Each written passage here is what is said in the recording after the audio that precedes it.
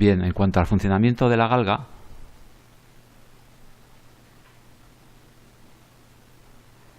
pues partimos de la pieza, soporte, con la galga pegada. La galga normalmente se pega con un pegamento bastante fuerte, pues parecido al octite, por ejemplo, basado en cianocrilato, de manera que hay que pegarla muy bien para que cuando la fuerza afecte a la pieza, pues la misma fuerza provoque la misma deformación en la galga. O sea, se transmita íntegramente de la pieza a la galga. Cuando tengo una fuerza de tracción, por ejemplo, la galga va a incrementar su longitud, como ya hemos visto, y ese incremento de longitud es la longitud final menos la longitud inicial. También recordar que la deformación es el incremento de longitud partido de la longitud inicial. Entonces la deformación se suele dar en milímetros, partido en milímetro. Los fabricantes a veces la dan de esa manera, pero realmente no tiene unidades, porque sería el cociente de dos medidas en milímetros. Y algunos fabricantes también las pueden expresar en tanto por ciento, multiplicando el valor que nos dé aquí por 100. Pero realmente en la práctica nosotros lo vamos a utilizar siempre en tanto por uno, es decir, tal y como veis aquí. En cuanto a la relación de magnitudes, vamos a ver cuál es un poco la fórmula que relaciona las magnitudes más importantes en la célula de carga, lo que se llama la ecuación de la galga. Vamos a ver cómo sale esa ecuación de la galga. Entonces partimos de un caso sencillo. Vamos a suponer que la galga vamos a aproximarla por un hilo metálico sometido a una fuerza, a un par de fuerzas, en este caso de tracción. A la hora de considerar las fuerzas se toma una fuerza, realmente el valor de la fuerza es 1, aunque actúan en dos sentidos. Sabemos que la resistencia del conductor es la resistividad por la longitud partido por la sección del propio conductor.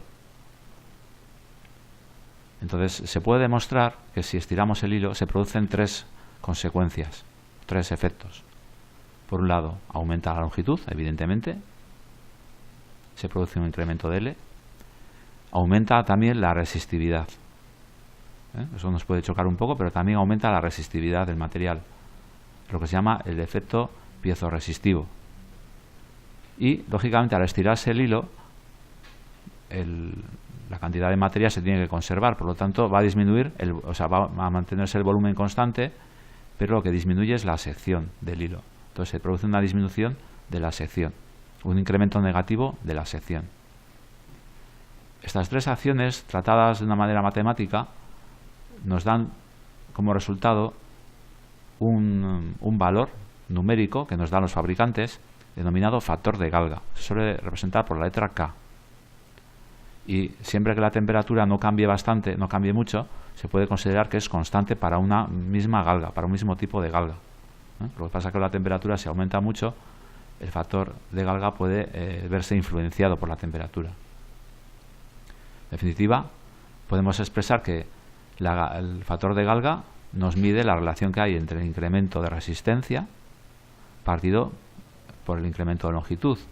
Lo que pasa que para que esto se cumpla realmente hay que dividir el incremento de resistencia entre la resistencia inicial de la galga, o resistencia inicial del hilo, es decir, cuando no tiene fuerza aplicada, y el incremento de longitud hay que dividirlo entre la longitud inicial, que es cuando no hay fuerza aplicada también. Entonces, ahora sí que este cociente se denomina factor de galga. Cuando la galga no tiene ninguna fuerza aplicada, la resistencia que tenemos entre sus extremos es R sub 0. Cuando aplicamos una fuerza, se va a producir una deformación, como veis aquí. Con lo cual se ha producido un incremento de resistencia en la galga, es decir, hemos pasado de la resistencia inicial que teníamos a la resistencia final. Y ese incremento, esa diferencia, es Rg menos R sub 0. Teniendo en cuenta que, como hemos visto antes, el factor de galga se definía como el incremento de resistencia de la galga partido de R sub 0 y a su vez todo partido por la deformación, simplemente podemos ya simplificar esta expresión.